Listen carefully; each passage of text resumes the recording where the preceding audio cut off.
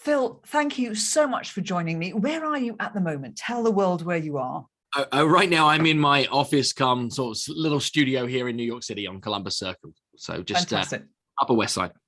And what was funny is when we first actually connected here before going into the podcast, you had a bit of an American twang. You've now gone British on me. When you speak on stage, what accent do you use? Well, I'm still not sure on this. Is if I'm speaking to an audience in the UK, they're like, you sound so American. And then if I'm speaking to a North American or rest of world audience, they're like, wow, he's got an accent. It's like a British accent. And they think it's so cute. So I think I have what I've got, and I've moved around the world so much that I have this hodgepodge of an accent that is being borrowed from conditioning in a variety of different environments. And my wife calls it more of an international accent. That's what she calls it, whatever that may mean. But I think she's right. Your wife is right. Probably always right? So your area of expertise is influence and persuasion. Mm-hmm. How did you get into that? Did it evolve, or was it something you were always interested in? I think, like any of us in the speaking business, the area that we spend the bulk of our areas of specialism is something that's evolved over a period of time, right? You don't wake up and say, hey, I'm an influence and persuasion expert. What happened in my world is I started with my first business when I was 14. I started knocking on doors, asking my neighbors if they wanted their cars washed. And by the age of 15, I was making more money than the bulk of my school teachers, had kids in the year below that were running the business for us. We really got leverage pretty quick. And from there, I became youngest ever sales manager for Debenhams department stores. I built a store opening team for DFS Furniture Group, and was then involved in project turnaround of underperforming stores. I was then head of retail and commercial director of 2 Premier League soccer clubs, and then went on to there to build a overseas investment property business that did pretty well. And in all of those careers, I was in some way speaking. I was in some way looking to be able to lead a team full of people. I was in some way looking to influence the behavior of others to be able to navigate change. I didn't know that's what I was doing. But in 2008, when the world changed a little, is my property business was no longer viable. We decided to bring that business down, and wondering what I wanted to do next, I kept getting invited in by B&I groups, chambers of commerce. I was quite prevalent in the networking space within my locality at the UK at the time, and people would say, hey Phil, can you deliver a presentation to small business owners around things they might be able to do to trade out of a recession? So I started to be able to speak for fun around this area of sales for non-sales people, was typically where it started. And I was speaking for fun, and people would say, hey, can you do more on this? So I built my first one-day workshop program. And it came from people saying, will it cover this? And I'm like, yeah, sure. Will it cover this? I'm like, yeah, sure. So we wrote the first one-day program. I delivered a sales training program in one-day workshop format 60 times in my first year in this business. Built a coaching business off the back of that, built a consulting practice off the back of that, wrote my first book off the back of that. And have really been through every variation of how to succeed in a personal brand speaker type business between 2008 now, and just kept leveling up. So it's been fun, but the through line of influence and persuasion is really the thing that's allowed me to be able to teach sales skills in environments where people don't typically see themselves as salespeople. So that's really where it gives a narrow lens, but with a wide reach, and means I can serve a lot of different industries and a lot of different clients. Fantastic. So, and what does your speaking business consist of now? So you've mentioned the training and workshops, etc., and speaking. Do you still have all of those elements in your speaking business? Oh, my speaking business has bordering on 43 different revenue streams. So we have quite a lot going on. I'll deliver somewhere like 60 high fee level keynote speeches a year around the world. I have a team of people that are licensed to be able to deliver my material. That's a piece of business. We do online curriculum and training. We build stuff inside the LMS of other organizations. I license my materials around the world. I own all of my IP everywhere. So we do lots of creative things with my IP. We do workshops and breakouts. I sit as a non-exec advisor towards many organizations. We have longer term programs with some of the world's biggest brands where I sit almost as a brand ambassador inside their business, producing content and helping them roll out new product offerings and launch. We do some really creative stuff. And the pandemic has created even more of that. is where businesses have moved away from are we or aren't we having an event, and how do we cram a lot into 2, 3, 4 days. There's been a lot where people have now been taking more of a holistic view over 12 months, 3 years, etc., that says, how do we develop our people over this time? And lots of those folks are keen to work with external experts to be able to help champion that approach. And, I do a lot to then bring in other speakers to be able to support those programs and support my clients. And I don't really have a business in a box framework. We just do lots of stuff to help clients utilizing the skills that we have. And my books have now become a publishing imprint. I've helped 7 other people bring their book to market. We've got 2 new co-authored books that come out back end of this year. I have direct relationships with audible.com. I produced, you can see it right here. That was a one-man show that I produced just off Broadway. That was an 8-hour workshop program that created an experience for people through Audible. So that's a separate standalone. Let me interrupt you there, because anybody who's listening to this on a podcast won't know what you pointed to. So you've just pointed to, was that persuade? Yes, how to persuade and get paid. So I got the joy of Audible. So Exactly What to Say, which is one of my books, is the most listened to nonfiction audio book on the Audible platform. So the most listened. Congratulations. That's a big deal. But it gets you into some cool conversations with the folks at Audible.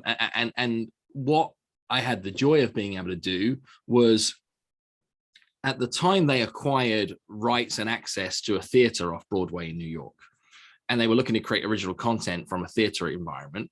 And they were looking for ideas as to what that could be. And I presented them the idea that I'd deliver my variation of a one-day sales workshop to a live audience and create a sales training program for everybody that is really putting the listener in the audience. So it isn't a recording of the session. It is like you're in the session in terms of how it's produced. And that's probably one of my proudest pieces of work to date, was to record and produce and deliver that live. And we've now had tens of thousands of people through that program too, which has been fun. So there's lots going on in my world where it isn't just I go speak, get paid, leave. It's quite diverse. Interesting. And actually, I think that's a really interesting bit of advice for speakers as well, because anybody who was just a keynote speaker, and I don't mean just in a derogatory way, because, it's a big thing to be, but anybody who was speaking and that was their business really got disrupted during the pandemic. And I think we've all realized that we have to find different ways to deliver expertise and not just rely on one. 43 revenue streams might be a little bit much for most. Right. And I imagine you didn't create them all at once. I imagine you gradually add them, yes? Yeah, it's all been organic over a period of time. And I think it comes from being clear on the fact that you're not a speaker. I have a simple lens to be able to push things through, which is who are the people I'm looking to help? And what are the problems I'm looking to solve for them? And that creates a plentiful approach towards different things that you can create to be able to support in those given areas. And I think as the landscape continues to change, is people aren't looking for speakers so much anymore. What they're looking for is experts, thought leaders, experienced professionals, people who've gone through a real series of events that can talk towards mission critical circumstances in an organization. And the ability to have your finger on the pulse means that if you can't show relevance towards the people that are looking to be able to hire you, then they're not looking for educated entertainment anymore. They're looking for people that are capable of creating change, and therefore they have to have an understanding of what's really going on. And I think a lot of people through the pandemic time in the speaking industry lost sight with reality, because they didn't have a seat at the table in major organizations, and they weren't aware of what the obstacles and challenges were that were going on, and lose relevance. I think that's one of the hardest things for speakers. And I'm fortunate enough to be able to spend time with some really seasoned professionals that have been in this business for 30, 40, 50 years. And that's what we talk about often is how do you stay relevant? How do you stay relevant? How do you stay relevant? And it isn't just an update to titles, topic, and descriptions. It's, you have to understand and be able to see the world through the eyes of event planners, through the eyes of senior execs, through the eyes of modern corporations, because otherwise you got 2 stories and a poem, right? Yeah, listen, this is music to my ears because it's something that I've always found when I was in my bureau, it was so important. I think, if you're going to have longevity in the business, you've got to be relevant, but you've really got to be where your clients are. You've got to be where they are and understand what they're experiencing, speak their language, and be looking out for the solutions. So you're 2 steps ahead of the problem for them. So absolutely right. Love that. Absolutely love that. And it was one of my questions I was going to ask you, how do you stay relevant? So you've actually answered that. So that's great. Where does your business come from? How much of it do you generate? How much comes via third parties? How much is repeat? Mhm. That's a bit of an understanding. And again, this is a moving target, right? Every year is slightly different. Why? Because we have capacity. That's what something I think that speakers don't understand, is that there is a certain amount, a finite amount of business that you can actually deliver, whether that's days or hours or speeches or travel, etc. So what happens is sometimes you win one big piece of business. Like I win a big piece of business with a major banking corporation. It's 18 cities. It's a ton of things. That came from one long-term relationship with one bureau, takes a chunk of time off the schedule. You could say, hey, I do a lot of bureau business, but it really is only one piece of business. I have 3, 4, 5 bureau partners that we do a handful of pieces of business with. And I view my bureau business as my secondary business. My primary business is the stuff that comes direct and the relationships we can nurture with those clients. So 70, 80% of our revenue comes from direct business. And almost all of that comes from, I can trace it back to, somebody saw me speak once. Yeah. Right. And speeches win more speeches. And my longest term client that I've now been on a retainer relationship with now for 9 years. I first met when I was doing a free speech at Sales Director Live at the Excel in London in their keynote hall 3, which wasn't a keynote hall. It was like some petitions around an area where keynote hall 2 and 1 and 4 and 5 and 7 are lined up. And you've got like this, this swarm of people trying to be able to come into yours. I delivered a 25-minute speech there on magic words. A guy called Paul was in the audience. Paul liked the speech. We stayed connected there for 2 years after that fact. He then finally booked me to do a 2-day masterclass with all the sales leaders for a medical device company in Paris. We did a good job there. That relationship then nurtured itself into an 18-city tour in the US, and was probably one of the biggest things that then launched my North American business, because I anchored off of that, where I had other clients and said, hey, I'm going to be in Detroit. Who do you know in the area? Boom, boom, boom, boom. And built my US speaking business from there. But it started on delivering a free speech following an exhibition space that I'd paid to be at, to be able to deliver it from there. And that's been one of my longest standing clients. But I don't like actually leads and inquiries from people that haven't seen me work before. Yeah. Okay. It feels uphill sometimes, particularly if they come to us direct. Through a bureau, I think it's fine, because the bureau is trusted relationship and they're like, oh, Phil's going to be perfect for this. That's great. But if somebody's coming to us where it's like, hey, I saw you in a list, can you tell me why we should pick you as opposed to one of these other 12 people we're shortlisted? I don't really want to be in those conversations. I want people that have been like, I've seen your work. I know it's going to be great. I know you're a fit. Are you available, and what's your fee? Like that's the leads that we work towards. And almost all of it comes from people moving around, people changing. I even get leads come out of the woodwork. We had one last week. It's like, oh, I saw you speak a little while ago, and it was 2015. That's a little while ago. When you're a certain age, it's a short time ago. Right, exactly. But like it all comes out of the woodwork from afar. And I think we should always remember people are memory pegging things they've seen you've done. And sometimes they have to wait for the opportunity to be right. And that can be years to be able to get that next piece. But now, I've been paid to speak over 3,500 times. So I can't think of many of those that can't be traced back to, in some way, somebody saw me speak at something. And I think a lesson for anybody looking to build a speaking business is that you always want to be better than your fee. Whatever your fee, got to be better than that. So be a great free speaker, be a great $500 speaker, be a great $1,500 speaker, be a great $5,000 speaker. Keep going to the point where you like. The biggest thing that I think can kill a speaking career is when somebody says like, oh, he was pretty good, but for that I expected more. Like that can run through an industry quickly, Whereas if you want to play for the long term, is always be better than your fee. And then you'll get that repeat business because people are like, he or she was great. And that reputational piece grows. That's brilliant advice, and completely agree with you. Speakers I've worked with in the past that get booked again and again and again should have put their fees up and didn't, because they then, when they delivered, it was like, wow, that was just phenomenal. And of course, it makes it difficult for anybody else in that fee bracket because they're delivering above their fee level. You're absolutely right. And I also agree with you that the more you speak, the more you speak. If you're good, of course. If you're not good, then you need to do some work. Off, yeah. Yeah, that's the quickest way to kill your career. If you're not good, the more you speak. Yeah. So a couple of more questions for you with regards to your business, certainly. And then I'm also going to ask you for some more advice. America. So you went to America because of this particular tour that was organized. You went to North America and you then got some business as a result of it. What is different in the US market, would you say, to speaking in any other markets? Because you're now there, based there. It's 8 years, isn't it, that you're there?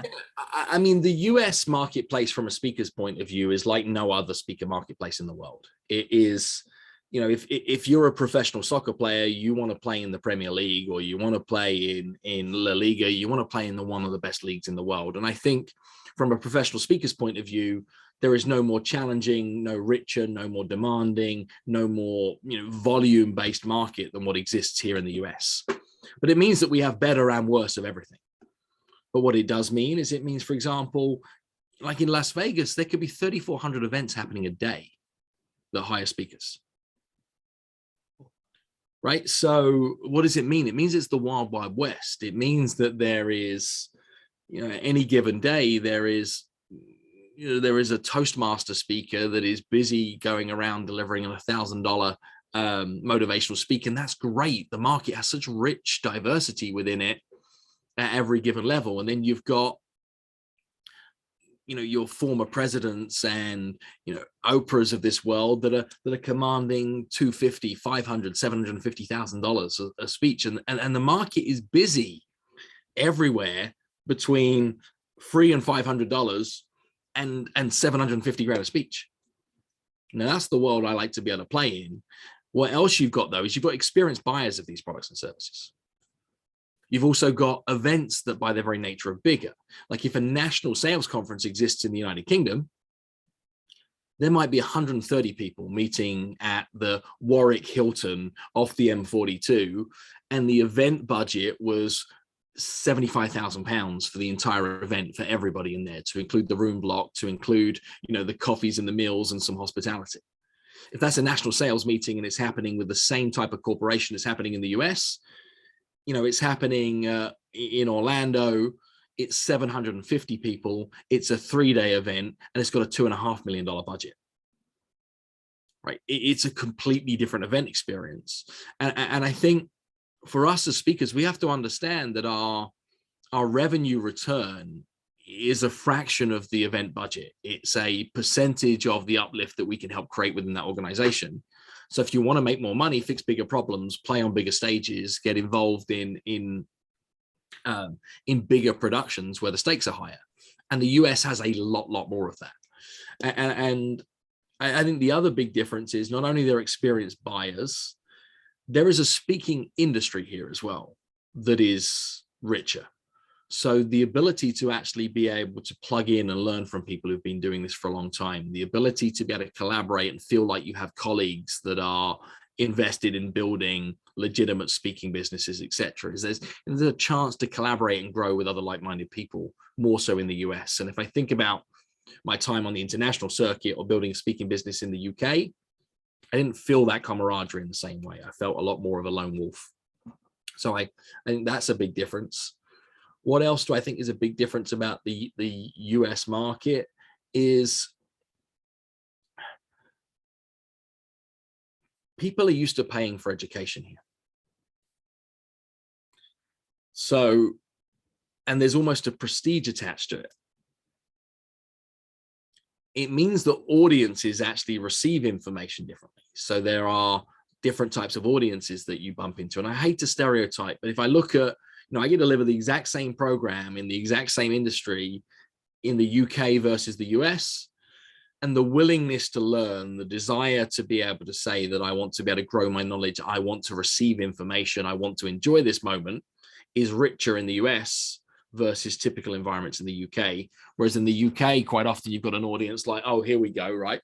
Arms folded, sit back in seat. What's this kid going to teach me? It's more of a challenge and a demand, which can be fun.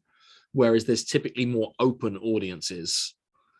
Therefore, the work can be fun, right? If you're a musician, you want to play to people that want to enjoy your music. You don't want to try and convince somebody to like what you like, from an audience point of view. So that I would say is a fairly big difference. Is the work can be more enjoyable. The part that's less enjoyable is the travel. Oh yeah, because it's a big place, right? It's a big place, and you know, the expectations to get around and navigate that travel make for a very complex logistical life. And I'm finding that even more now than ever before, because there are demands to be in front of a decent webcam with a decent microphone, whilst also being able to travel, whilst like you're trying to plan 12 months ahead of your life, but there's all these overlapping verticals. It makes it difficult to, for me to commit to a speech here. I really need a 3 to 5 day window around it to have the confidence in the fact that I can commit to that. If I was living in the UK and you're committing to a speech, you're like, well, it's 90 minutes away by car, I'm good. I'll wake up in my own bed, go back to sleep in my own bed. So they're not the same game, which is very different. I want to go back to something you said, which I think is also very different. I want to rewind a bit, because you said, of course, you know, you compared the 750 people to maybe 150 people or 75 people. And a bigger stage requires you as a speaker to have different skills. Yes. So what did you have to change when you suddenly were dealing with bigger audiences, maybe thousands of people, whereas in the UK, of course, it is mainly hundreds of people, and that is the few conferences that have a couple of thousand, really?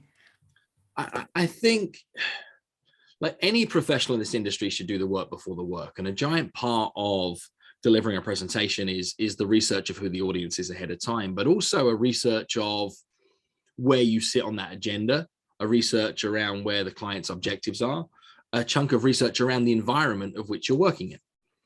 And the biggest thing that I think that changes is that you need to have the ability to make the same point 15 different ways. You need to be able to do it if you're in a 12-person event and what you want to be able to do is to deliver a point and create a huge moment of intimacy. You've got to be able to create that same point with the same level of sentiment if there's 7,000 people in the audience. So you've got to think that through and say, how do I serve the moment? And the way that I often try to describe this from a metaphor point of view is the world's best musicians could crush it with 13 people in a back bar on an acoustic guitar and no microphone. Or they could take 50,000 people in a Wembley stadium tour and deliver a show-stopping performance. And you've got to make choices ahead of time to say, am I Wembley today, or am I back bar, or is this town hall, or is this kid's birthday? And you start to do all of your blocking and staging accordingly. So when you're in a big audience, there are things that are harder to do. So I do a lot of work where I break the fourth wall. I'll leave the stage, I'll go work the room, and I can do that under a number of conditions. One is like if everybody in the room can see me. Now, sometimes that can happen. I was doing a 1,500 person event in Vegas the other day, and I had to work with the AV crew ahead of time to say, how are we going to make this work with the iCam, with the iMag cameras? So when I drop from the stage, that anybody who's having difficulty being able to see can actually see better than they would have done from following iMag on the stage. You start to be able to use the room as a prop, people as a prop. You start to think about like, how do you still create moments of intimacy? And my general rule, though, of any speech is it's never a speech to an audience. It's a conversation with a high quantity of people, high quantity of individuals at exactly the same time. So when you're speaking to a 7,000 person audience, the typical route is to deliver to them like they're a block. The challenge is to say, how do you deliver to 7,000 people and have all 7,000 people feeling like you're speaking to them? Yeah. And you do that by using the space, by using eye contact, by changing tonality of voice, by being able to drive energy into the room to be able to drive things back. And, you know, I have a challenge in like 10 days on from now is I open a giant conference in Dallas for Tony Robbins, 7,000 person audience. And I have no idea what the staging looks like yet. No idea. And that makes a big deal, right? Do I have a moat between me and the audience? Is there a runway that's going to cut along from this? Is the stage elevated to a point that I can't create connection? I cannot write my speech without knowing what the room's going to be like. So yeah, that's actually really important, because a lot of speakers don't necessarily ask about the room, but I can see, you know, when it's a big audience, that's absolutely vital, and that ability to go into stage and certain off the stage. And in fact, Tony does it all the time. He goes, you know, he goes and he interacts, doesn't he? He literally pulls people out and gets them involved. They become part of the entire event. So that sounds like a great event. I suspect you're looking forward to that one. I think the other thing that changes with bigger events is more goes wrong.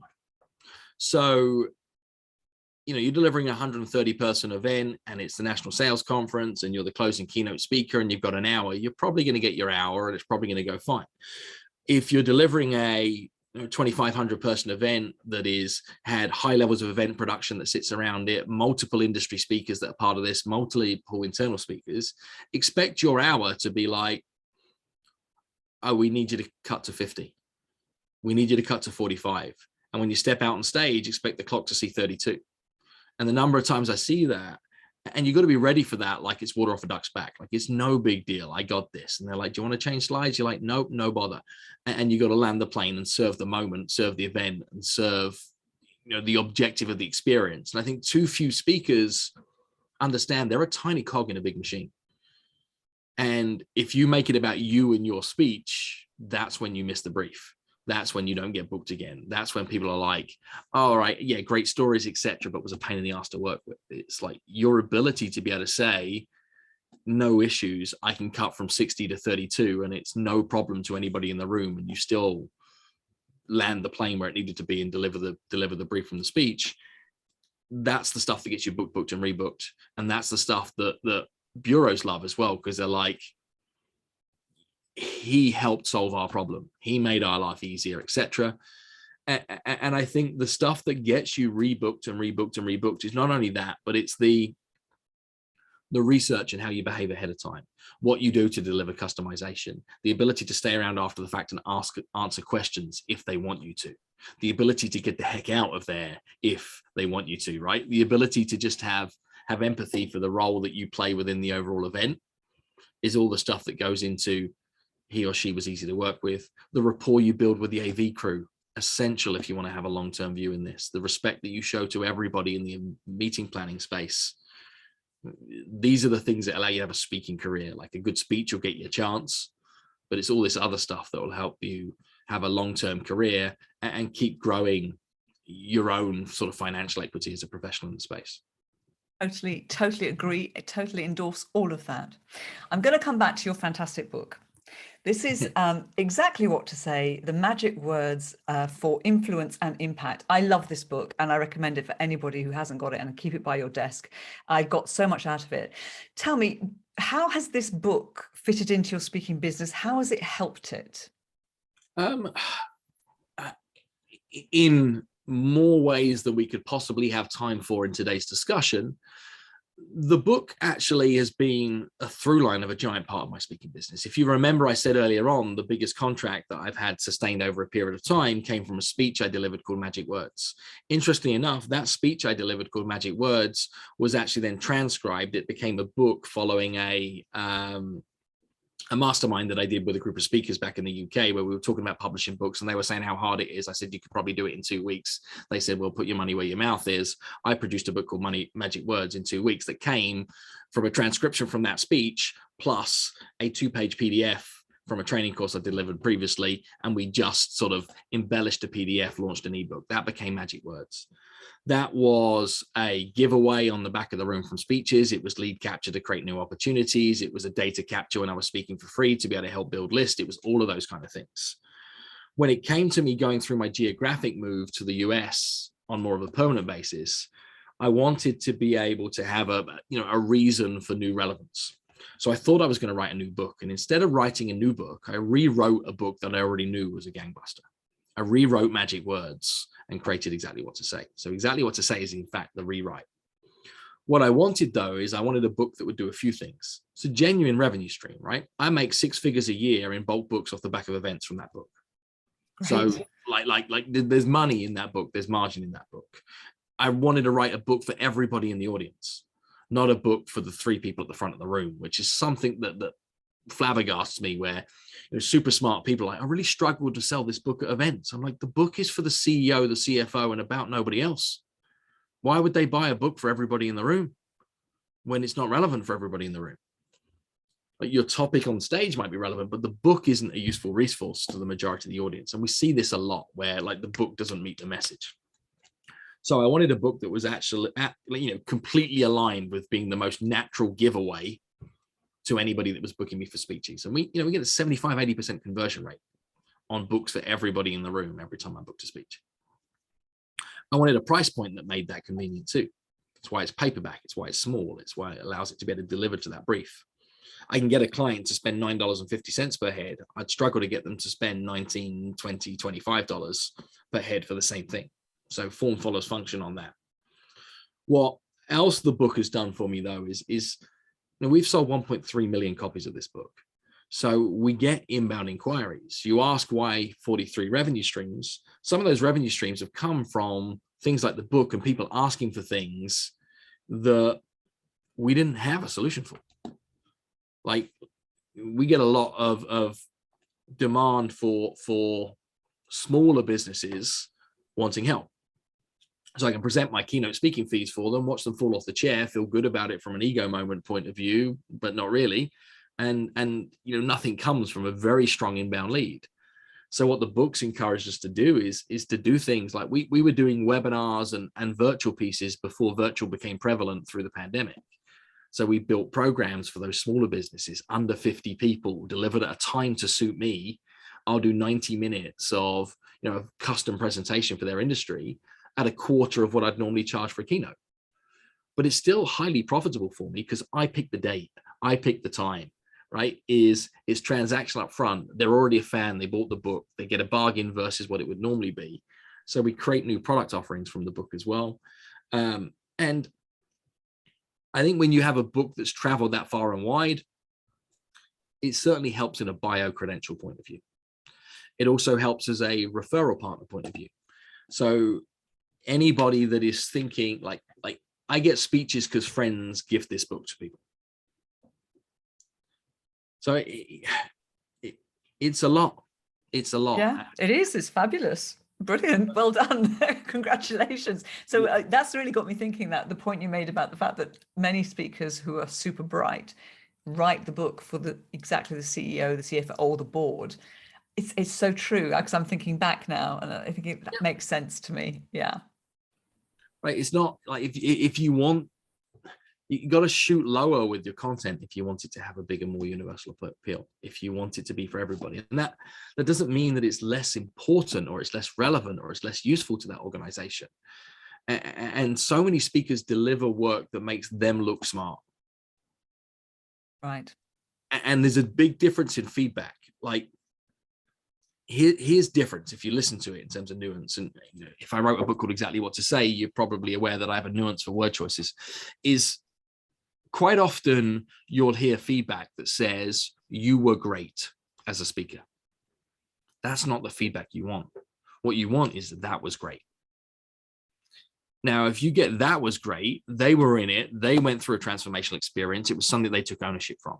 If they say you were great, what they're saying is exactly that. Like, they're looking up at you and saying, like, I'm in awe, I'm inspired, kind of, is I couldn't do what you did, you are good at what you do, but they're not owning the experience that you just took them through.